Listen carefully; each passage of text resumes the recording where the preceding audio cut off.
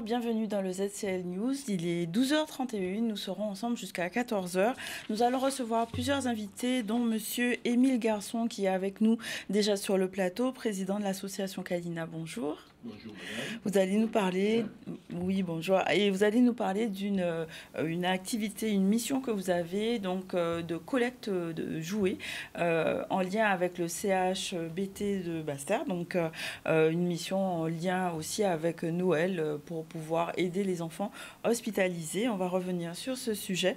On reviendra aussi, on ira avec Madame Claire Montesino, présidente de l'association 20 000 rebonds. Elle nous parlera de ses activités, ainsi que Fritz Nafer et Hélène Rugard pour la fabrique en lien avec des activités qui auront lieu à la fabrique tous ces jours-ci. On a déjà reçu Madame Vespon hier et donc d'autres artistes seront accueillis sur le plateau. Et on terminera avec Asia Sarah qui est notre sophrologue chroniqueuse. Elle nous parlera dans sa mission Régénérescence de comment finir l'année. Est-ce que ça devient un moment de libération? Voilà pour aujourd'hui nos invités. Au niveau de l'actualité, il s'agira de parler de la visite du ministre délégué à la mer, donc avec sa rencontre avec Monsieur Losbar. Il sera aussi question du lancement des Caribbean Innovation Days.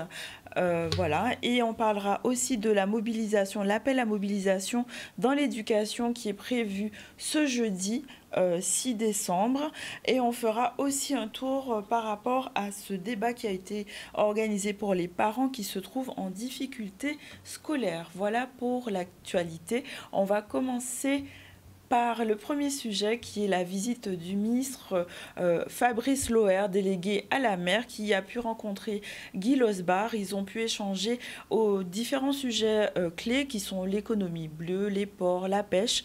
Michel Héraclide nous en dit plus sur cette rencontre et sur les enjeux pour notre archipel. On voit le reportage. On a toute une stratégie d'aménagement et de développement des ports départementaux. Nous gérons 21 ports. Il n'y a pas très longtemps, nous étions dans le département du Morbihan, de voir comment il pourrait y avoir un partage d'expérience. Et j'ai profité de la venue du ministre pour lui dire quelle était notre stratégie, les projets que nous sommes en train de mettre en place, aussi bien sur le port de Sainte-Rose, sur le port de Port-Louis et les autres aménagements, puisque chaque port départemental a sa particularité, mais ce qu'on peut dire, c'est que ce sont des ports multi-activités avec l'activité pêche, l'activité nautique, l'activité plaisance, l'activité loisir et même le transport.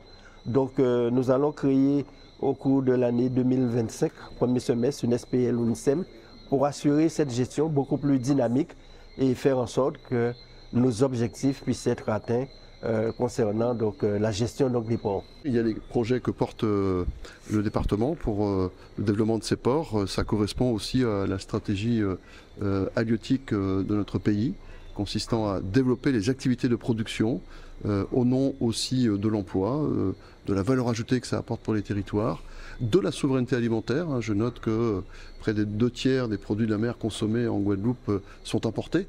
Et donc il y a là évidemment quelque chose qui questionne, qui interroge. Ça veut dire aussi qu'il y a des potentialités de développement pour le futur. C'est une activité de pêche qu'il faut conforter, peut-être une pêche un peu plus au large, avec des bateaux de nouvelle génération, de nouveaux marins qui seront formés aussi et qui sont à former, ne serait-ce que pour voir aussi aux besoins par rapport aux départs en retraite qui sont susceptibles d'intervenir dans les années qui viennent. Et puis les efforts que nous ferons donc pour structurer la filière, c'est l'activité de production, mais c'est derrière le mariage, la transformation. C'est très important de pouvoir s'inscrire dans cette dynamique et de montrer qu'il y a un avenir pour une structure, une filière plus structurée. Et c'est là que les projets du département sont très importants parce qu'ils vont permettre de concrétiser cette ambition qui sera évidemment accompagnée par l'État dans le cadre de nos engagements nationaux. Voilà, affaire à suivre, peut-être avec aussi un nouveau gouvernement, un nouveau ministre, affaire à suivre. On va parler des Caribbean Innovation Days. C'est le coup d'envoi pour cet événement qui vise à valoriser la créativité et l'entrepreneuriat dans la région caribéenne. Olivier Félix nous emmène au cœur de cette initiative qui met en lumière les talents locaux et les projets novateurs. On voit ce reportage. Dans les missions de la Technopole, il y a le marketing territorial, il y a l'accompagnement et il y a le développement de filières. Et on a fait ce choix d'organiser un événement cette année qui va réunir l'ensemble des acteurs du territoire, mais aussi des acteurs caribéens pour discuter et échanger autour de l'entrepreneuriat, des entreprises, de l'innovation, de la construction de marchés communs, de voir comment on peut coopérer au niveau caribéen. On a la Jamaïque, on a Haïti, on a Trinidad, on a Trinidad et Tobago, on a la Barbade, on a Sainte-Lucie. On a aussi on a la Martinique, on a la Guyane aussi ici présente, et aussi d'autres acteurs venus des États-Unis, de l'Hexagone. À mon avis, c'est très important d'avoir ces synergies entre les entreprises qui innovent, qui ne sont pas forcément sur des champs concurrentiels, mais qui peuvent déployer des process similaires ou des méthodologies d'accompagnement de l'innovation, parce que l'innovation, ça s'accompagne.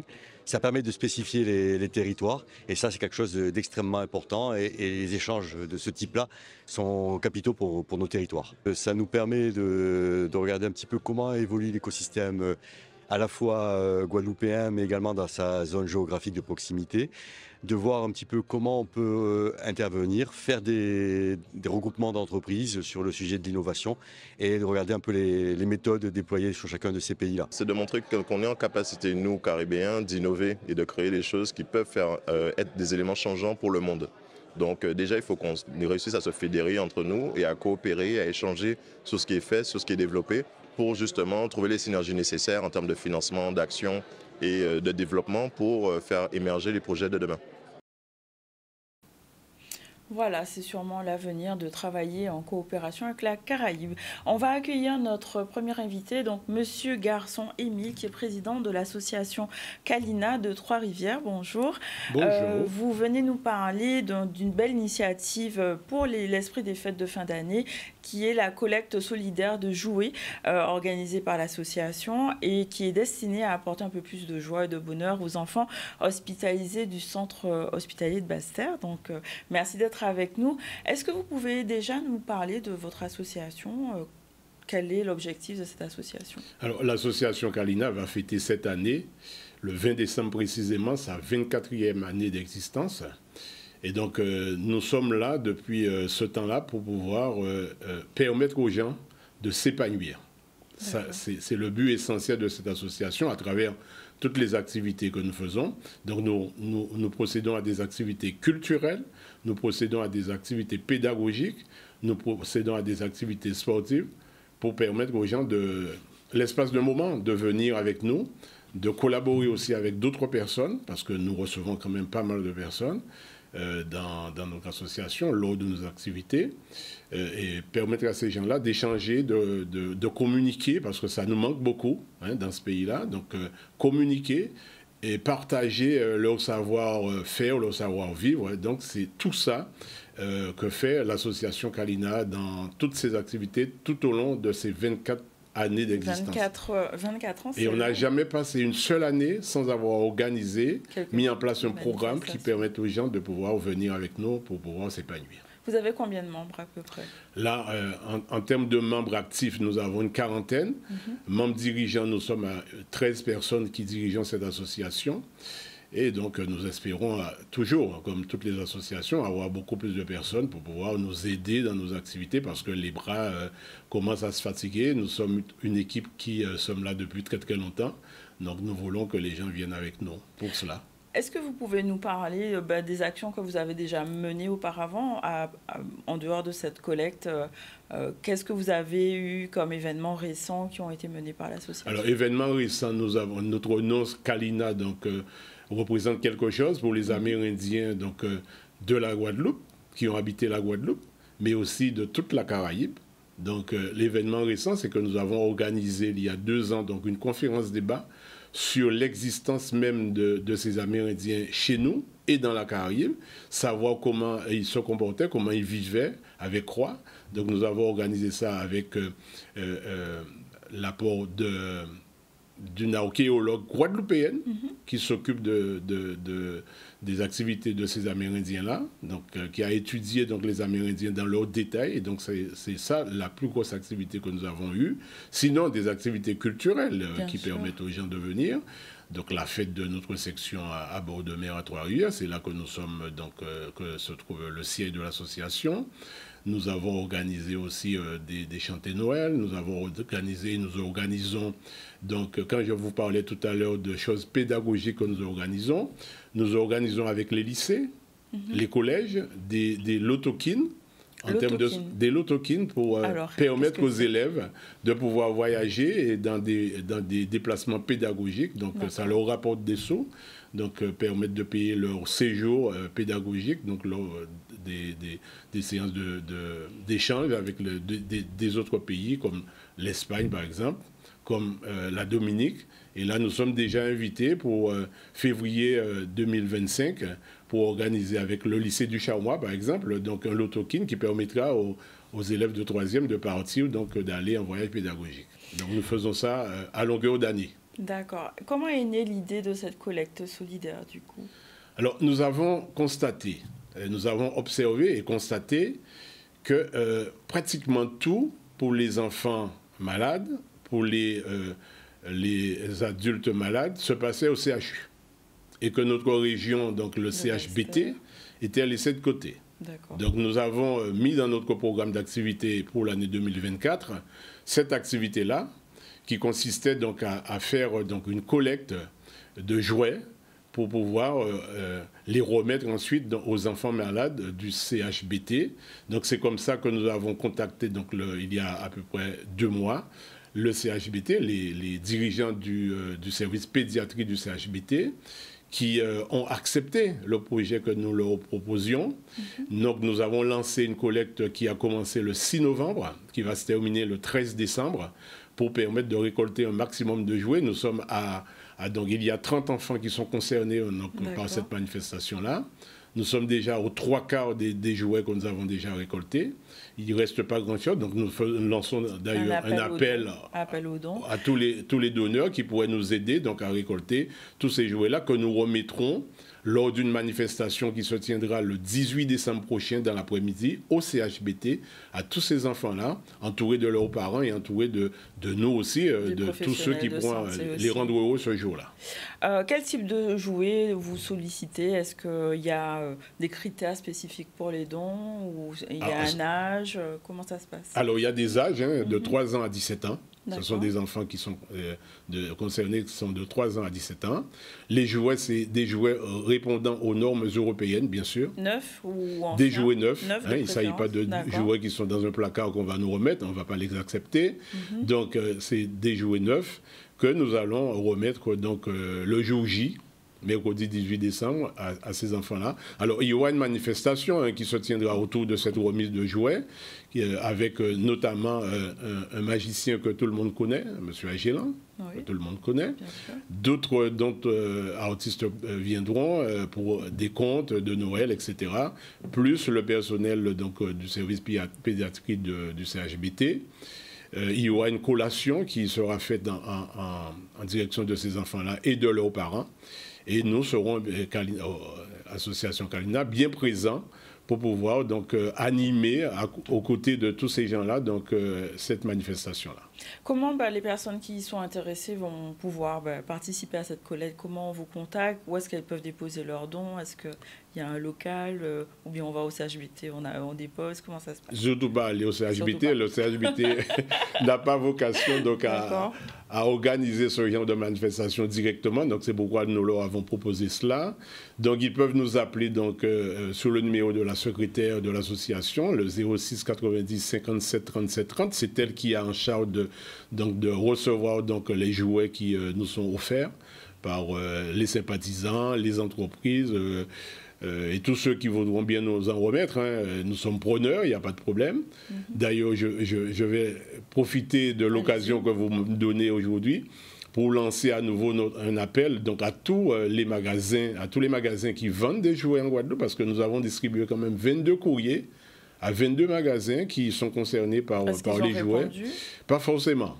Nous avons eu un seul magasin qui nous a répondu. Malheureusement, on ne nous donnait pas grand-chose, hein, parce que, bon, vous savez, les choses sont difficiles.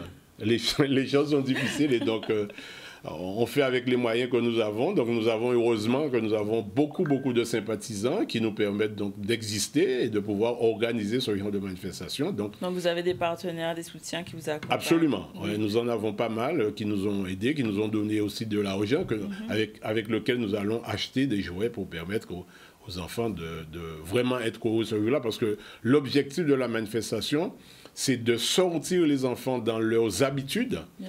Ils vont à l'hôpital parce qu'ils sont malades, malheureusement. Donc, faire en sorte que l'espace d'un moment, ils soient heureux, ils soient contents de recevoir donc, ce que nous allons leur offrir. Donc, vous m'avez parlé de 30 enfants. C'est des enfants qui sont là de façon chronique ou bien c'est des personnes qui... comment, en fait, on ne va pas dire sélection, parce que ce n'est pas une vraie sélection, mais comment vous allez distribuer les jouets? Alors, on travaille en étroite collaboration avec le CHBT, le service pédiatrie, en l'occurrence, qui, lui, fait le travail de terrain. C'est-à-dire qu'ils connaissent mieux que nous les enfants qui sont concernés. Donc, ils nous ont donné une liste d'enfants avec leur âge, avec donc, les besoins donc, que ces enfants-là ont manifestés auprès du service pédiatrie. Donc, nous savons à peu près quel type de jouets qu'il faudrait leur donner. Des jouets normés, bien sûr, hein, qui répondent aux normes européennes surtout. Et donc, c'est eux qui vont recevoir les jouets. Nous allons faire, donc nous faisons la collecte. Nous leur donnons les jouets, donc en fonction de ce qu'ils nous ont dit. Donc, ils vont étiqueter, ils vont faire le travail. C'est eux qui vont faire après. Avec nous, bien sûr, pour nous leur donner un coup de main. Pour faire la distribution par la suite, pour qu'il n'y ait pas de difficulté dans la distribution et pour que chaque enfant reçoive donc, ce qu'il aurait commandé, entre guillemets. Oui, c'est Père Noël. Du coup, vous avez dit le 18. Mercredi 18, oui. Donc l'animation, c'est à partir de quelle heure? Est-ce que ce serait possible de venir même le 18 avec quelque chose ou bien c'est réservé spécialement aux enfants, aux professionnels de santé? Nous préférons que tout ce qui soit donné en direction des enfants nous soit donné à nous. Parce que nous n'allons pas inviter la population à débarquer au CHBT, bien sûr, parce que voilà, ça va faire désordre en quelque part. Donc nous voulons respecter donc, ce qui nous a été, ce dont nous avons discuté avec le CHBT. Donc si des gens le 18 ont des choses à donner, ils nous appellent. Donc, un numéro de téléphone, je pense qu'il faut le répéter encore. 06 90 57 37 30. D'accord. Donc c'est la secrétaire de l'association, c'est elle qui est en charge de recevoir tout ce qu'il y a à recevoir. Vous avez d'autres projets à venir pour Kalina, pour fin d'année, chanter Noël ou autre, ou 2025 déjà? Est-ce que vous avez prévu? D'habitude, nous faisions un bœuf musical de Noël. Nous appelons ça comme ça parce que nous rassemblions tous les gens qui veulent venir comme ça, instantanément donc participer à ce bœuf musical. Cette année, malheureusement, nous ne pouvons pas l'organiser. Parce que nous organisons cette grosse manifestation et nous allons établir, comme chaque année, en début d'année 2025, un programme d'activité. Peut-être que nous aurons un voyage à la Dominique où nous irons sur les terres des Amérindiens à nouveau, puisque nous l'avons déjà organisé une première fois. Donc nous irons les voir, leur rendre visite. Donc ce sera une visite pédagogique, bien sûr, pour nous permettre de développer encore plus donc, nos activités sur ce sujet-là précisément. D'accord, donc renforcer une identité de la commune en lien avec... bien sûr, sachant que Trois-Rivières, c'est une terre amérindienne, bien sûr, puisque tout le monde sait où se trouve le parc archéologique. Bien sûr, qui est fermé. Qui est fermé pour des travaux, en ce moment pour travaux, mais qui va, j'espère, ouvrir un jour. On l'espère. Donc c'est le seul parc comme ça qui existe dans la Caraïbe. Et heureusement pour nous, il est à Trois-Rivières, donc nous sommes bien contents qu'il soit là. Mais ceci étant dit, il faut travailler autour de ça avec les associations qui le veulent, comme nous. Nous nous appelons Kalina, c'est pas pour rien. Je ne sais pas si vous pouvez répondre à la question. Il y a combien d'associations sur Trois-Rivières, vous savez ou pas? Je sais à peu près, donc il y a plus de 60. Quand même. Plus de 60 associations à Trois-Rivières. Nous sommes la seule association qui défend le patrimoine amérindien à Trois-Rivières. D'accord. Je sais qu'il y a une autre association en Guadeloupe qui fait à peu près le même travail que nous, donc qui s'appelle Kalina Guada. D'accord. Mais nous, à Trois-Rivières, nous sommes la seule association qui défendons le patrimoine amérindien. D'ailleurs, lorsque nous avons créé cette association-là, c'était dans le but justement de porter au plus haut donc, le patrimoine amérindien, de le faire connaître pour ceux qui ne le connaissaient pas, et de faire en sorte que nos enfants, les élèves, tous ceux qui le voulaient puissent connaître donc, ce qu'ont été les Amérindiens, ce qu'ils ont fait chez nous, pourquoi ils ont choisi de vivre chez nous, etc. Est-ce que vous avez le sentiment du coup que le message est passé, que par rapport aux actions que vous avez menées vous ou d'autres personnes, ce sentiment d'appartenance et d'identité vraiment propre? Oui, tout à fait, oui, à force d'insister, oui, effectivement.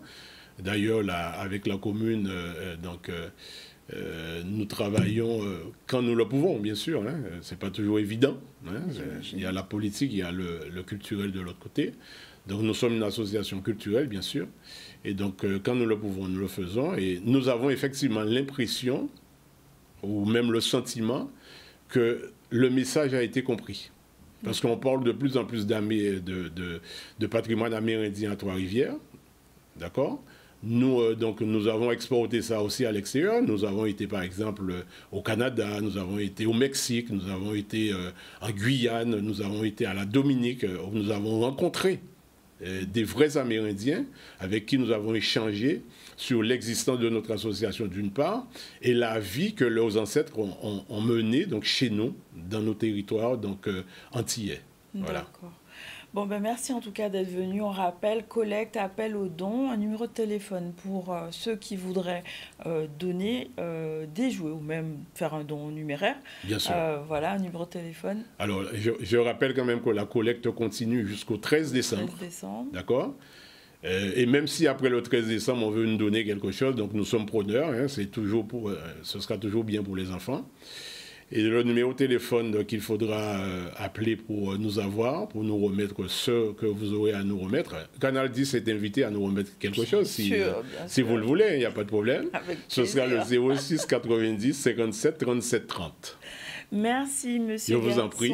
Et à très bientôt. Et bonne collecte. Donc, et vous êtes invités, si vous le voulez, les médias sont invités, par contre, à venir couvrir l'événement, si vous le voulez. Il n'y a pas de problème, vous pouvez envoyer quelqu'un. Si l'équipe est disponible, ce sera avec grand plaisir. Merci beaucoup. Merci à vous. On va faire notre première pause publicitaire et on revient tout à l'heure. On va parler danse et art avec Fritz Naffer et Hélène Rugard. On revient tout à l'heure.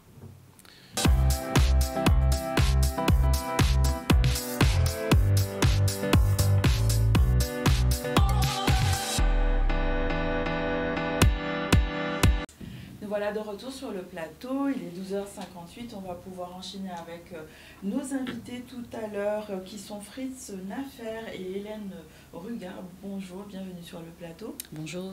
Vous allez nous parler des événements qui se déroulent à la fabrique, donc on va en reparler tout à l'heure. On va faire un retour sur l'actualité et parler de l'appel à la mobilisation dans l'éducation par l'intersyndicale. Donc pour le 5 décembre, la crise dans le secteur de l'éducation persiste et Olivier Félix nous fait un état des lieux sur ces revendications.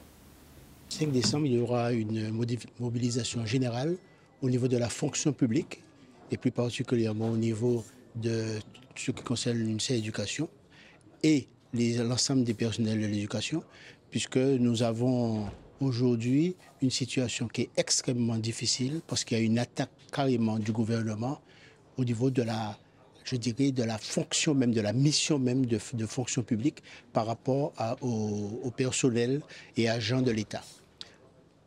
Donc, premièrement, nous assistons sous prétexte d'équité et pour réduire, le déficit de la France, une démarche politique qui consiste à faire payer l'ensemble des fonctionnaires sur les difficultés que peuvent rencontrer aujourd'hui le gouvernement. Les mesures qui sont prises par le gouvernement, elles concernent bien sûr les fonctionnaires d'État, et notamment les enseignants, mais elles ne concernent pas que les fonctionnaires d'État, elles concernent également les fonctionnaires qui travaillent dans les collectivités territoriales, mais aussi les fonctionnaires qui travaillent à l'hôpital.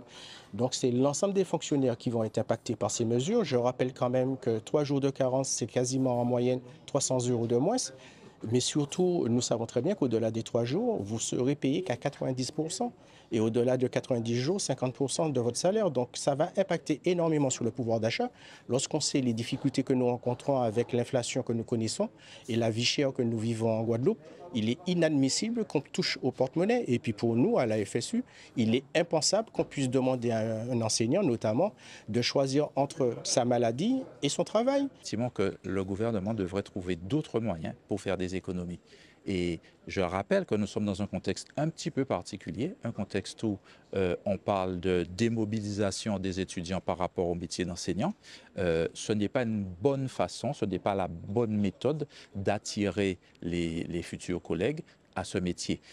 D'autant plus que, en même temps qu'il annonçait ces 3 jours de carence, le gouvernement nous parle de gel de notre point d'indice. Je rappelle que le point d'indice, c'est celui sur lequel le gouvernement peut jouer pour nous permettre d'avoir notamment une augmentation de salaire. Lui qui parle de revalorisation justement du métier d'enseignant, ne voilà-t-il pas qu'en même temps, on nous parle de 3 jours de carence, ensuite on nous parle de gel du point d'indice. Donc nous estimons que ce sont des coûts de trop portés au métier d'enseignant, ce sont des coûts de trop portés à la fonction publique. Il est temps qu'on arrête de nous accuser de tous les maux. On va rester dans le domaine de l'éducation et parler d'un débat qui s'est déroulé pour les parents face aux difficultés scolaires et troubles d'apprentissage sur les abîmes. De plus en plus de personnes s'interrogent sur les solutions pour accompagner les enfants. Et Vianney Valverde a pu participer à ce débat. On voit ces images qui nous parlent de ce débat et des témoignages relatifs à cette initiative. Ce soir, nous avons une conférence débat. Les parents face à la difficulté scolaire. C'est vrai que la rentrée scolaire a eu lieu il n'y a pas bien longtemps. Nous sommes à la fin du premier trimestre. Nous entendons parler les parents. Je suis moi-même inspectrice de l'éducation nationale à la retraite. Je connais les problématiques. Nous avons aussi, dernièrement, nous avons entendu le département parler de la journée de l'enfance. Et donc, il y a tout un bouillonnement autour de la vie de l'enfant, de ses activités. Et il fallait absolument parler de ce que nous appelons la difficulté scolaire, mais pas l'échec scolaire. En tant que professionnel, je crois que les professionnels ne parlent pas d'échec scolaire, mais de difficulté. Parce que c'est un état passager et il convient de mettre en place tout ce qu'il y a lieu de faire pour que les enfants sortent de leurs difficultés scolaires.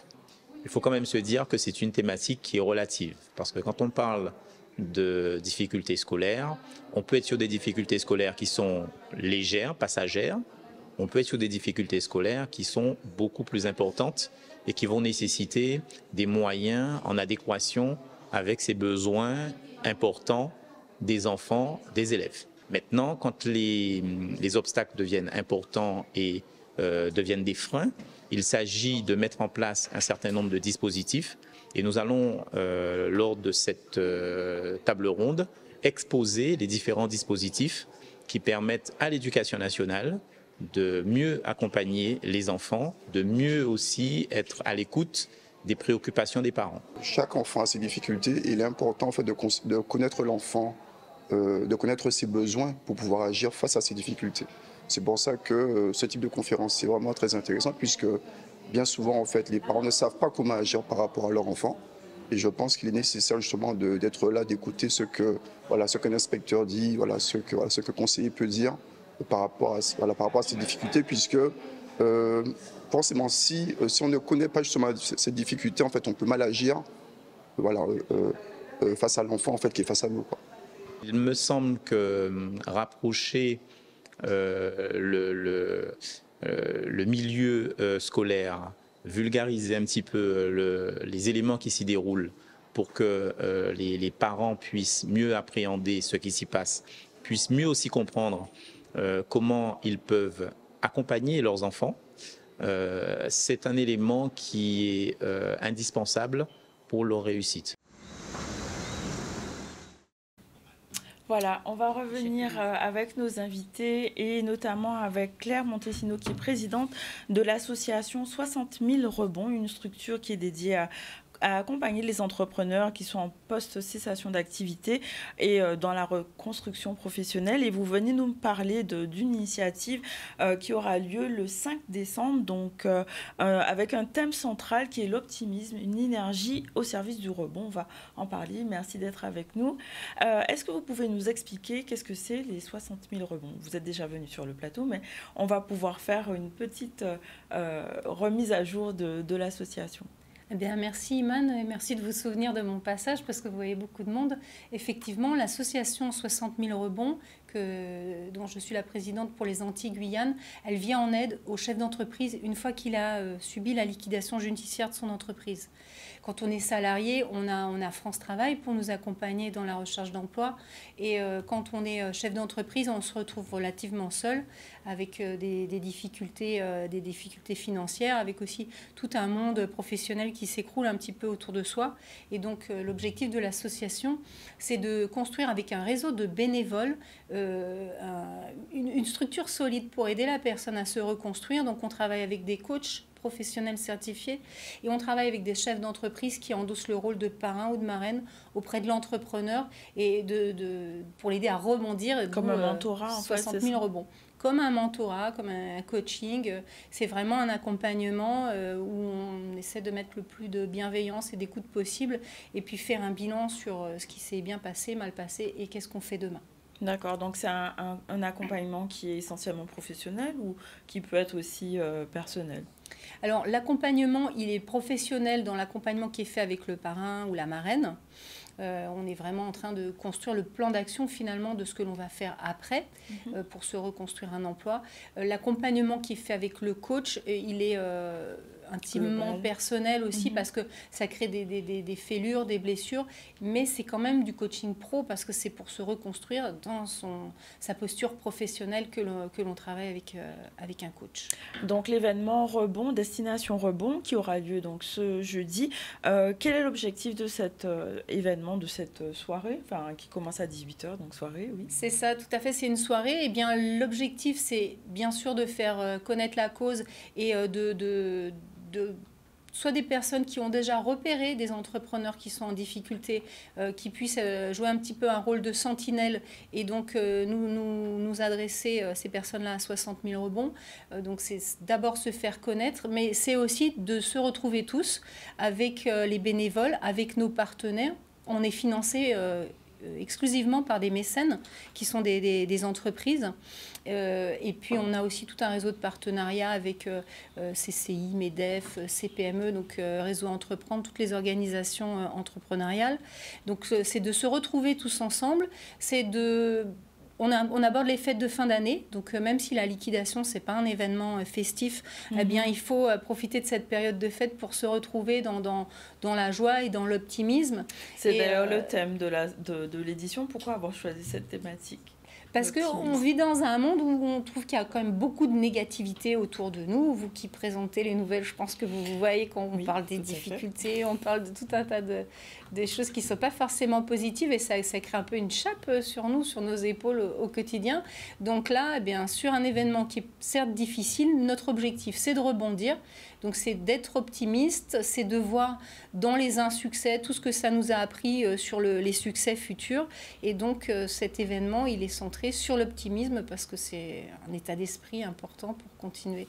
D'accord. Vous avez une intervention donc de Philippe Galibier, donc qui est un professeur connu en leadership et développement personnel. Pourquoi il va parler de quoi pendant cet événement et qu'est-ce qu'il va apporter aux participants ? Alors Philippe Gabier, effectivement, il est prof en école de commerce avec un beau background derrière lui et donc il va nous emmener cette touche de pro conférencier pour nous transmettre l'optimisme d'une façon qui nous parle. Et donc on aspire à avoir des événements qui sont animés par nos coachs pour faire connaître le rôle de coach professionnel certifié parce que c'est pas forcément un rôle très connu. On connaît le rôle de coach dans le cadre de peut-être du coaching alimentaire ou du coaching sportif, mais pas forcément dans le cadre de l'entreprise. Et donc, son animation à lui, elle va être vraiment sur l'optimisme et c'est cette compétence de conférencier pour mettre en perspective un sujet et intéresser tout le monde. Donc, on a fait appel à lui. Il ne peut pas se déplacer en avion pour raison de santé. Donc, son intervention, elle va être à distance cette fois-ci. Mais c'est un conférencier qui fait date sur ce sujet de l'optimisme et qui rend le sujet intéressant et pas du tout galvaudé. D'accord.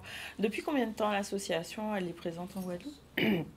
Alors l'association, elle existe depuis plus de 10 ans au national et puis depuis plus de 4 ans ici sur les Antilles-Guyane. Du coup, vous avez pu voir les impacts de vos actions sur le terrain. Comment ça se manifeste? On a pu effectivement, au bout de 4 ans, on a plus de 50 bénévoles dans l'association, plus d'une vingtaine d'entrepreneurs qui sont accompagnés. Est-ce qu'ils rebondissent du coup? Ils rebondissent, oui, tout à fait. Ils rebondissent dans l'entrepreneuriat et aussi dans le salariat. Et effectivement, les répercussions que ça a, c'est que déjà, ça crée du lien entre différentes structures. Ça crée aussi du lien avec d'autres associations qui nous donnent des solutions concrètes pour aider nos entrepreneurs, notamment sur des sujets un peu compliqués en ce moment avec des contrôles, enfin pas des contrôles, mais des lancements de process au niveau de l'URSSAF qui bloquent les comptes d'un certain nombre de sociétés. On a des liens aussi étroits avec le tribunal de commerce. En fait, on vient tisser une toile sur un petit peu toutes les associations qui sont autour de l'entreprise, mais pas forcément de l'entrepreneur. Et donc, vous l'avez dit tout à l'heure, aussi bien au plan professionnel qu'aussi au plan personnel. On travaille avec la PESA, on travaille avec Observatoire à Maroc, on avait fait une conférence sur la santé du dirigeant. Donc, ça nous permet d'ouvrir ces débats de société et d'avoir un suivi avec tous ces acteurs-là sur ces sujets de fond, notamment avec l'ARACT sur la santé des dirigeants. Est-ce qu'il y a des spécificités liées à notre insularité, contexte économique particulier? Je pense que oui, et notamment là actuellement du côté de la Martinique, avant même les événements récents, on a un taux de défaillance d'entreprise en Martinique qui est malheureusement record, donc plus de 54% d'augmentation par rapport à l'année précédente, qui n'était pas une super année. Cette année, on va dépasser les 60 000 liquidations à l'échelon national. Donc on a notamment pour la Martinique une spécificité qui est celle de la dépendance à la CTM, donc beaucoup de défaillances d'entreprises qui sont liées à des dettes qui tardent à être payées par ce type de collectivité. On a aussi une vraie problématique. Qui est une grosse problématique. On a aussi évidemment le blackout. Il n'y a pas de blackout ailleurs qu'en Guadeloupe. C'est sûr qu'à Paris, ils ne peuvent pas imaginer qu'à un moment on coupe complètement le courant. D'ailleurs, on n'en a pas tellement parlé en vrai, donc sur les ondes nationales, on va dire. Donc, non, et pourtant ça a une répercussion forte. Il y a des chefs d'entreprise qui ont perdu des stocks. Enfin, il y a eu beaucoup de répercussions. D'accord. Donc là, cette soirée, donc ça va se passer où? Est-ce que c'est ouvert à tous? Est-ce que c'est que des personnes qui sont en situation de reconversion qui vont à ce type d'événement? Non, c'est ouvert à tous. C'est ouvert d'abord, évidemment, aux personnes qui sont bénéficiaires, donc des gens qui ont peut-être ou une difficulté actuelle dans leur entreprise et envie d'avoir un peu de perspective sur l'après, si toutefois la situation n'est pas rattrapable, ou des gens qui sont effectivement déjà liquidés et qui aimeraient bien se reconstruire avec un réseau solide, des gens qui seraient d'accord d'apporter du temps ou des fonds à la cause, puisque comme je le disais, on est financé qu'en mécénat. Et puis, bien sûr, tous les bénévoles et tous les gens en fait, que cette cause intéresse et qui voudraient en savoir plus. Donc, ça a lieu jeudi soir à 18h au siège du Crédit Agricole de Guadeloupe. Et donc, c'est sur inscription, mais l'inscription est libre. Et donc, il faudrait donner alors soit un mail, soit un numéro de téléphone éventuellement pour les personnes qui sont intéressées pour s'inscrire. Tout à fait. Alors, là, je suis un peu sèche parce que je ne connais pas le numéro de Alors, j'ai le papier, donc je vais vous aider. Donc, c'est anti-guyane donc 60 000rebonds.com et le numéro de téléphone, donc 06 90 63 89 09. Numéro de téléphone 06 90 63 89 09. Merci.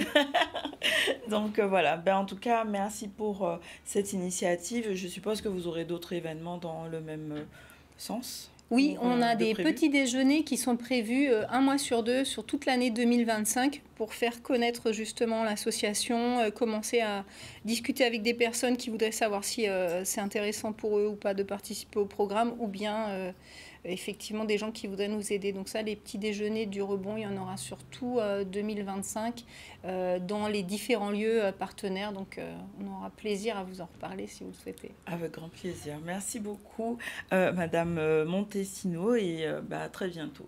On va enchaîner avec sans transition sur une partie artistique et culturelle et avec nos deux invités qui sont Fritz Naffer et Hélène Rugard. Vous allez nous parler de valorisation et de patrimoine culturel à travers une manifestation qui aura lieu à la Fabrique, n'est-ce pas? Est-ce que, donc on a reçu hier Anaïs Vespan, donc dans la même lignée, vous faites partie intégrante de ce programme. Est-ce que vous pouvez nous parler de cet événement qui aura lieu de façon globale déjà dans un premier temps? Alors oui, j'allais dire que c'est plus qu'une manifestation, c'est un événement dans la mesure où la 36e, la Biennale de Sao Paulo fait escale chez nous en Guadeloupe et ça va se passer à la Fabrique. Alors la Biennale de Sao Paulo, il faut préciser que c'est une des plus grandes et des plus anciennes biennales dans le monde. Donc c'est au Brésil. C'est une qui existe depuis 1951. Donc c'est vraiment un événement d'envergure. En général, c'est nous, ce sont nos artistes, nos chefs d'entreprise qui vont à l'extérieur pour se former, pour assister à des événements. Aujourd'hui, c'est la Biennale de Sao Paulo qui vient chez nous, en Guadeloupe, rencontrer, échanger, discuter entre artistes, commissaires d'exposition, scientifiques, autour de la thématique de la 36e Biennale qui est l'humanité comme pratique. Et c'est justement pour ça, alors là, faut préciser que la Biennale de Sao Paulo, elle aura lieu en 2025. Et en fait, le programme là dont on parle, c'est un programme intitulé Invocation. Et la Biennale, des curateurs de la Biennale ont décidé cette année, en amont de la Biennale, d'organiser 4 invocations dans 4 villes du monde. Donc la première a eu lieu au Maroc le mois dernier, la deuxième c'est ici en Guadeloupe, aux Abîmes à la Fabrique, et il va y avoir 2 autres invocations à Zanzibar et à Tokyo en février et mars prochain. Donc, alors, l'invocation, donc, vous avez dit, il y a 4 temps forts, donc, avec différentes villes, et donc, la Guadeloupe, c'est le deuxième temps, on va dire. Est-ce qu'on peut expliquer un peu plus qu'est-ce que c'est la biennale pour que les gens puissent bien comprendre? Une biennale, c'est une grande exposition d'art, en fait. Et donc il y en a quelques-unes à travers le monde. Et la Biennale de Sao Paulo, c'est la première organisée en dehors des centres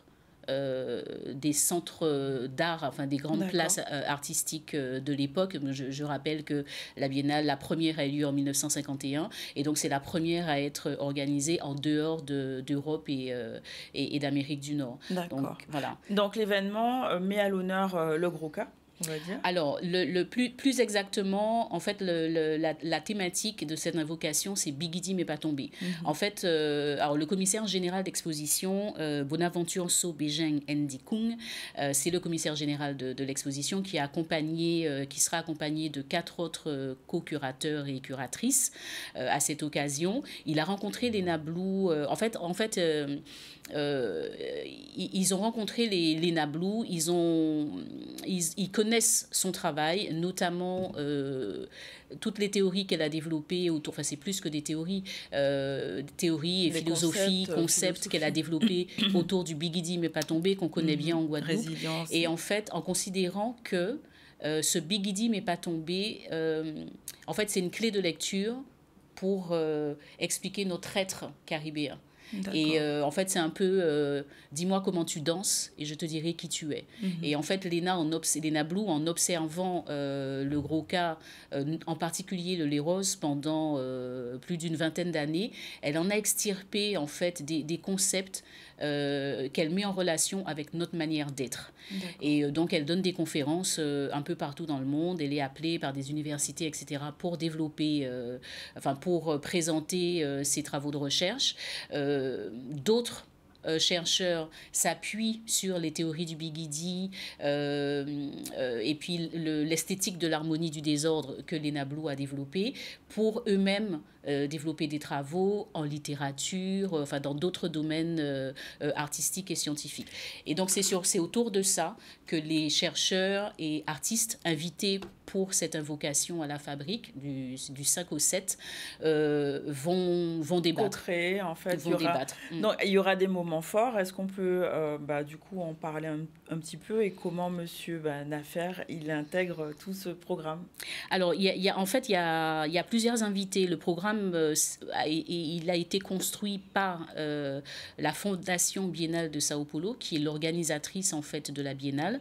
Et donc, il y a des invités proposés par la Biennale et des invités proposés par la Fabrique.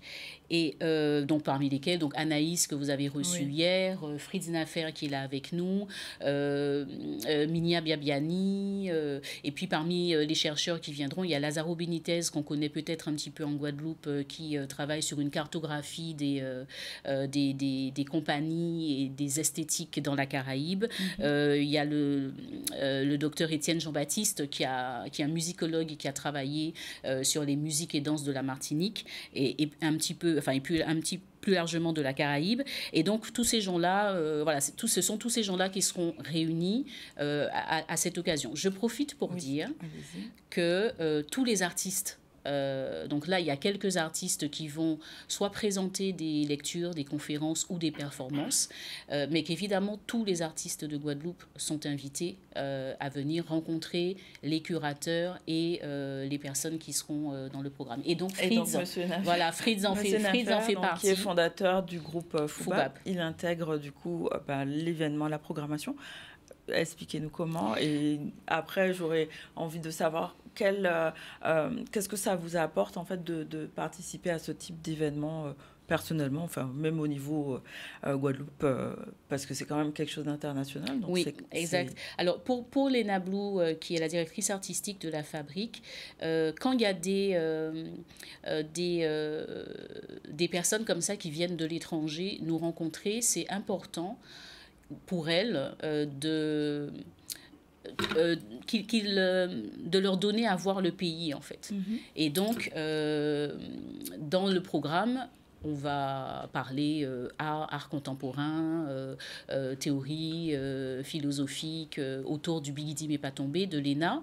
Mais c'était important pour nous de pouvoir leur montrer ce que sont la danse et la musique traditionnelle de Guadeloupe. Et c'est à ce titre que... Voilà, c'est ça. C'est le fondal natal, c'est la base, c'est la matrice. La matrice, elle est là. Et c'est en ce sens-là que Fritz va intervenir pour la clôture. Et puis, pour la clôture et puis pour l'ouverture aussi. Voilà. Parce que, pourquoi je suis là? C'est parce que Léna m'a rencontré et puis m'a parlé de cet événement que j'ai trouvé fort intéressant, que le monde s'intéresse à la Guadeloupe. Je suis guadeloupéen, j'aime mon pays, je connais ma culture, je pratique ma culture. Donc je me suis dit, je dois être avec Léna, accompagner Léna dans cette démarche aussi. Parce que, ça fait... avec le groupe Foubab, nous sommes déjà des anciens de la culture en Guadeloupe, la culture en général. Donc, nous avons cette expertise pour pouvoir parler et présenter les choses vraiment contemporaines, tradition et modernité, nous sommes là-dedans. Donc, voilà, pour cet événement, Léna nous a donné deux jours. Nous avons le jeudi 5, où nous allons présenter un aspect de la culture guadeloupéenne qui n'est pas très connu, c'est le siak et l'accordéon. qui s'y prête bien pour cette période, la période de Noël d'une manière générale. L'accordéon s'accorde avec un peu le chanté Noël, le siac, le tambour, du basse, tout ça. Donc nous allons présenter cet aspect-là, ça, dans un premier temps, le jeudi. Et puis, à travers siac et accordéon, toujours, nous allons pour montrer comment, de la tradition, nous pouvons aller vers la modernité avec tout ça. Donc, ce sera le jeudi 5 décembre, à partir de 18h ou 16h30. Non, 18h. 18h à la fabrique. Donc, pour nous, le Biguidi entre totalement dans notre philosophie aussi, puisque la Guadeloupe, c'est le Biguidi, quand on regarde bien dans sa position, une partie montagneuse, une partie plate. Nous sommes en Biguidi, une personne qui se déplace avec un pied filariose, un pied normal. Donc, la Guadeloupe, c'est déjà cette philosophie naturellement. Et ensuite, pour parler le samedi, nous allons présenter, nous ne sommes pas dans la période des léroses normalement, mais nous allons présenter un genre de lérose pédagogique. Parce qu'avec les étrangers qui sont là, pour leur expliquer le concept, qu'ils comprennent c'est quoi un lérose, comment on aborde le lérose physiquement, mais comme on parle d'invocation, nous irons beaucoup plus loin que ce que nous avons l'habitude de voir dans les léroses normales. Là. C'est qu'on vient chercher, c'est la philosophie autour du Biguidi. Biguidi, c'est le côté physique, le côté esthétique, mais quand on vient chercher le côté subjectif, nous devons pouvoir le donner aussi. Nous l'avons, nous pouvons pouvoir le donner. Donc nous allons faire tout notre possible pour que les choses se passent bien et que les gens, en sortant de la Guadeloupe, sachent qu'en Guadeloupe, il existe des choses qui, même dans le Biguidi, on va trouver un équilibre. D'ailleurs, l'objectif du Biguidi, c'est de retrouver toujours son équilibre. Oui, grâce à donc, nous allons nous mettre en équilibre, nous allons mettre tout le monde en équilibre avec ce que nous avons, ce que nous possédons ici. Donc, je trouve ça extraordinaire, je trouve ça fort intéressant que le monde s'intéresse à nous. Si le monde s'intéresse à nous, c'est parce que... Un petit caillou voilà, dans la mer, et pourtant on est... C'est parce qu'il y a de la qualité. Exactement, tout à fait. Donc, et de l'exception. Donc alors, le programme, ça commence ce jeudi. Alors le jeudi soir, c'est la soirée d'ouverture en fait, avec essentiellement des performances. À côté de Frise, il y aura Anaïs Verspan et Doris et l'Esprica. Enfin peut-être pas, mais en tout cas c'est performances. Raymond Taurin. Voilà, donc c'est performances soirée d'ouverture avec voilà. Ouais.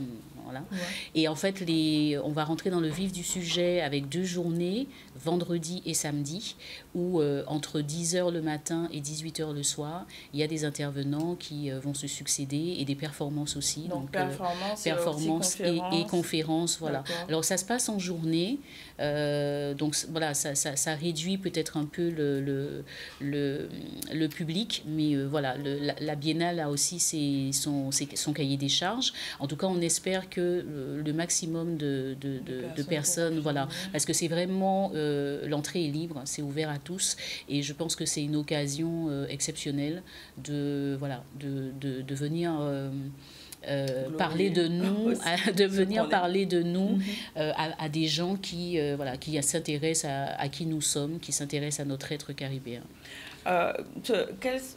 Je voudrais juste présenter les musiciens qui seront avec moi.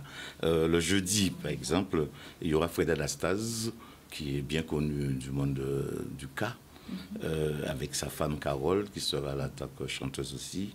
Nous aurons Jacques Danican, c'est l'un des meilleurs accordéonistes de la Guadeloupe, avec son groupe de quadrilles, il sillonne la Guadeloupe.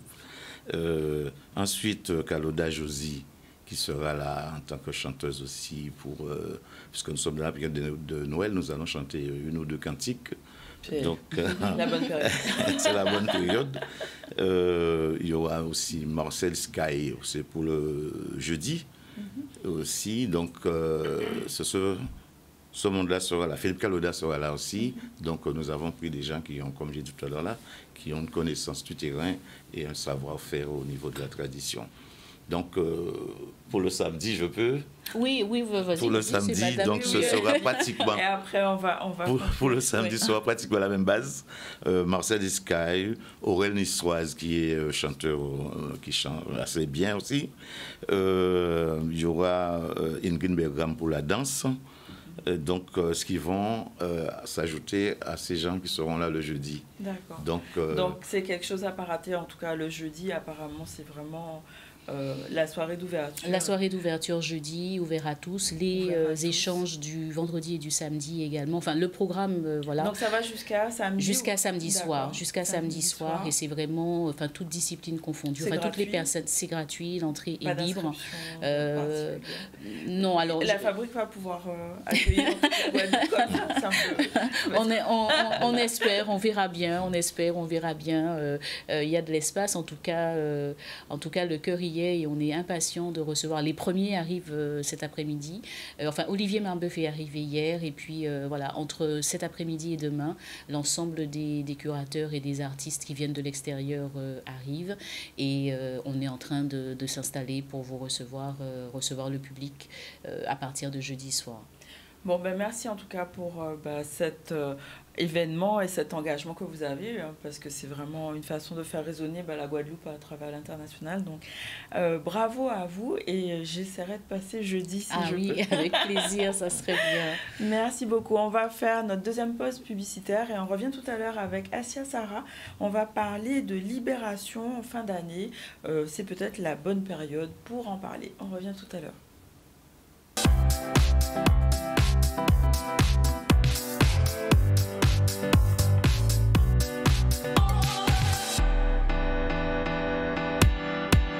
Nous sommes ensemble pour ce troisième plateau du ZCL et on va recevoir Assia Sarah pour sa chronique Mission Régénérescence. Bonjour Assia. Bonjour Imane. On lance le générique et on revient.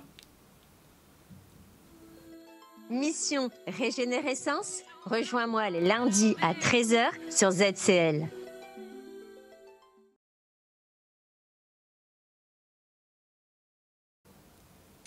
Alors aujourd'hui, on va parler libération pour la fin d'année. Alors, pourquoi c'est si important en fin d'année de passer par cette période un peu intense? On sent que fin d'année, il y a plein de choses qui se passent et c'est parfois un peu compliqué. Oui, effectivement, en fin d'année particulièrement, il y a un stress qui s'annonce encore plus profondément que le reste du temps. Parce que c'est comme si un peu on faisait le bilan, tu sais, de ce qui se passe. Et donc, ça peut être très fatigant. Alors déjà, de 1, il y a le bilan de toute l'année qui s'est écoulée. Bien souvent, il y a des choses à terminer avant la fin d'année, tu vois. Donc, il y a ce stress qui est là. Et puis aussi, il y a aussi le fléau des fêtes. Donc, qui est aussi quelque part...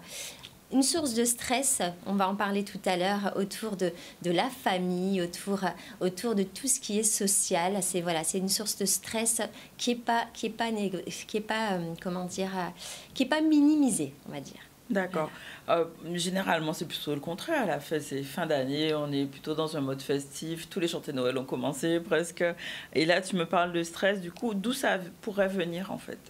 Alors oui, tu sais, c'est intéressant ce que tu dis parce que pendant le moment présent des chantés Noël, au moment où on est en famille, effectivement, il y a un lâcher-prise qui s'opère. Donc là, c'est très appréciable. Par contre, il y a effectivement beaucoup de stress dont on n'a pas conscience et qui nous épuise. D'où vient ce stress? Écoute, il peut être de différentes origines, on va dire. Il y a le stress physique, le stress émotionnel et le stress mental.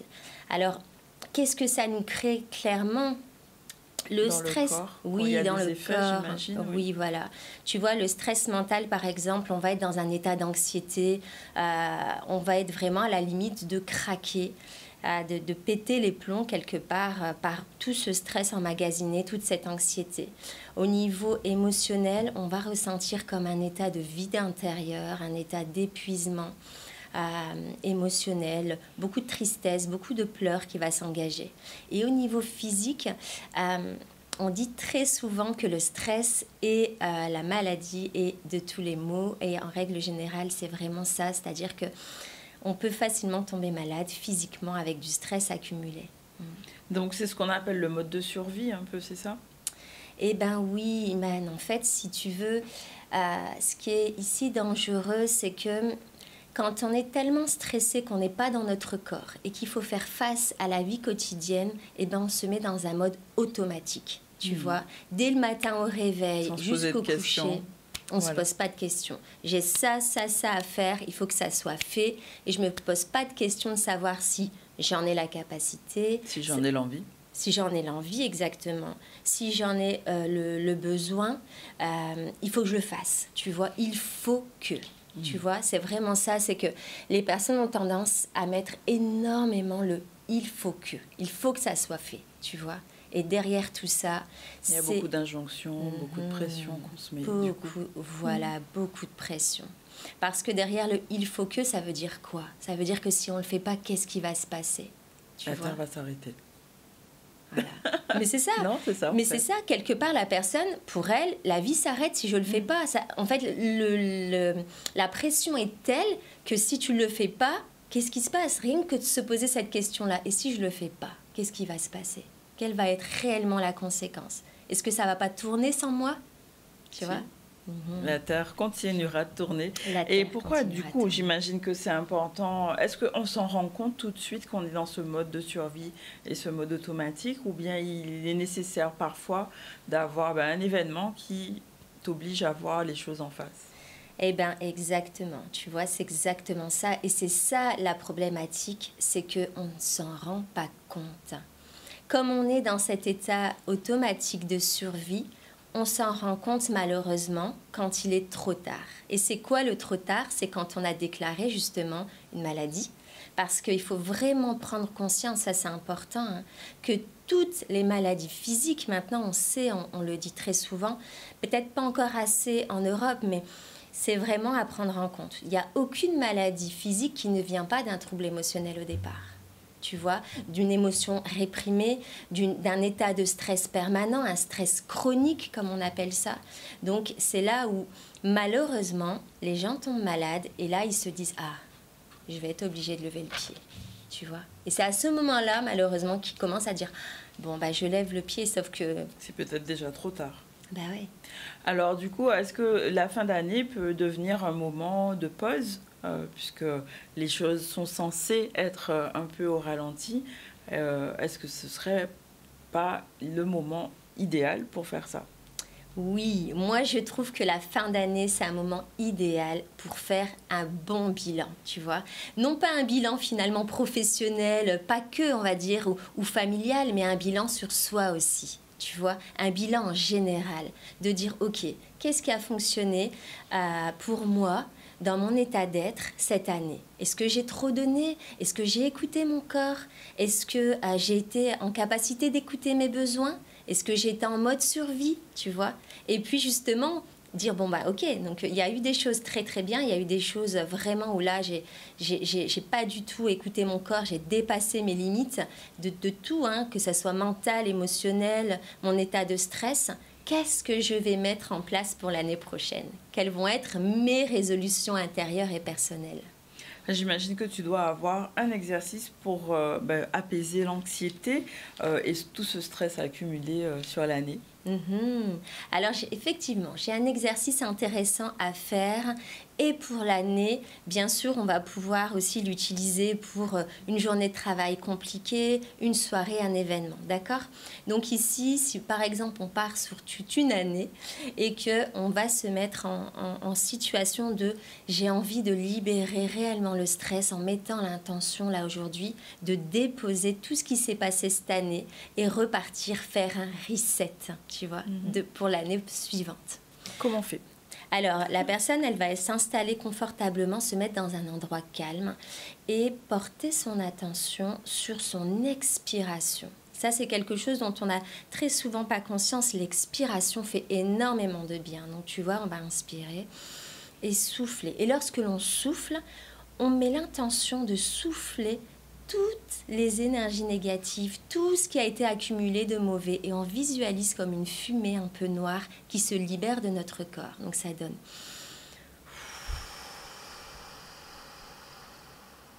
Et lorsque je reprends, on est dans le même état d'esprit. Donc je prends du propre, alors on est d'accord. Comment? On va prendre du propre quand on inspire. Oui, tu vois, l'idée c'est on déleste toutes les énergies néfastes, négatives, avec cette fumée noire qu'on visualise, qui est occupée de s'échapper de notre corps.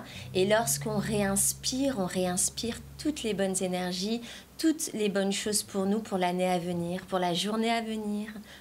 Voilà. D'accord. Peut-être avec un petit mantra, éventuellement en plus, j'imagine. Oui. Alors, on va pouvoir ancrer effectivement durant l'exercice quelque chose d'intéressant. Une fois qu'on a libéré cette source de stress, qu'on a visualisé cette fumée qui s'en va, on va pouvoir se dire à soi-même, je m'autorise à prendre du temps pour moi. Je m'autorise à m'occuper de moi et d'agir avec moi avec bienveillance. Voilà. Très bien. Ça, c'est quelque chose qu'on peut se répéter 3 fois pour réellement déposer les choses. Et puis pas que à la fin de l'année, j'imagine tout au long de l'année. Alors c'est ça, c'est vraiment, tu vois, une idée à prendre, comment dire, comme un rituel de vie. C'est ça. Je pense que aussi tu peux accompagner les personnes avec la sophrologie si les personnes souhaitent te rencontrer ou être accompagnées par tes services.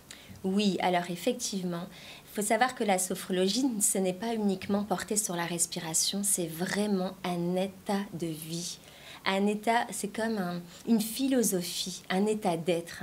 Donc c'est vraiment une possibilité de revenir à soi, de se reconnecter à son corps, de retrouver l'apaisement et d'avoir des outils pour pouvoir faire face à cette vie trépidante que nous avons tous les jours.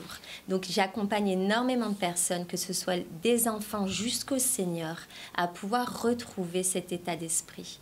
Voilà. D'accord, merci Assia. Et puis, avec plaisir, Iman. À très bientôt, puisque je pense qu'on aura l'occasion de se voir retrouve mardi prochain. Voilà, la fin de l'année, avec tous ces bons conseils qu'on va pouvoir mettre en œuvre dès ce soir. Alors, j'espère. On va faire la conclusion de l'émission. Aujourd'hui, nous avons reçu donc Émile Garçon qui nous a parlé de l'association Kalina et de la collecte qui est réalisée jusqu'au 13 décembre pour les enfants hospitalisés du centre hospitalier de Basse-Terre. Vous avez la possibilité encore de faire des dons à la fois en jouets ou en numéraire pour permettre à ces enfants d'être un peu moins tristes pendant les fêtes. On a aussi vu avec Claire Montesino, la présidente de l'association 60 000 rebonds, une manifestation qui s'appelle Destination Rebond qui aura lieu ce jeudi 5 décembre. Donc c'est sur le siège du Crédit Agricole de Guadeloupe à Petit-Pérou à partir de 18h. L'optimisme, une énergie au service de rebond, c'est un événement professionnel pour vous donner des clés d'énergie et d'inspiration.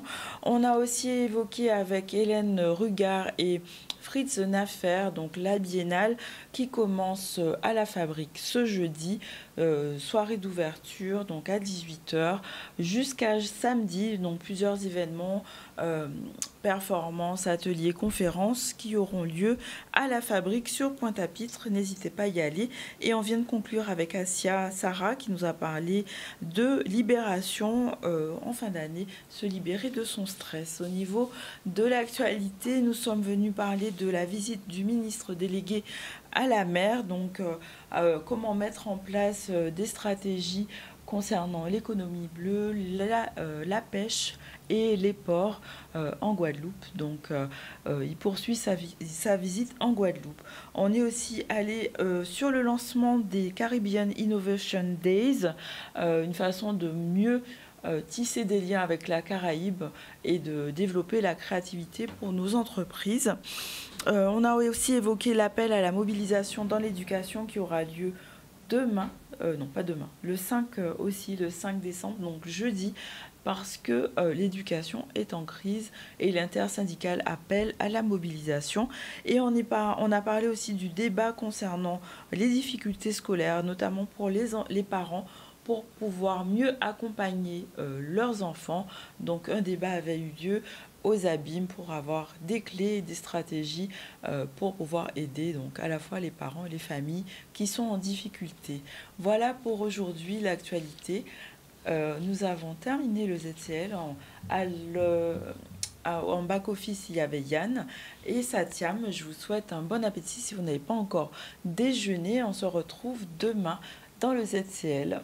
Vous pouvez nous suivre sur les réseaux sociaux, donc Instagram, Facebook. N'hésitez pas et à très vite.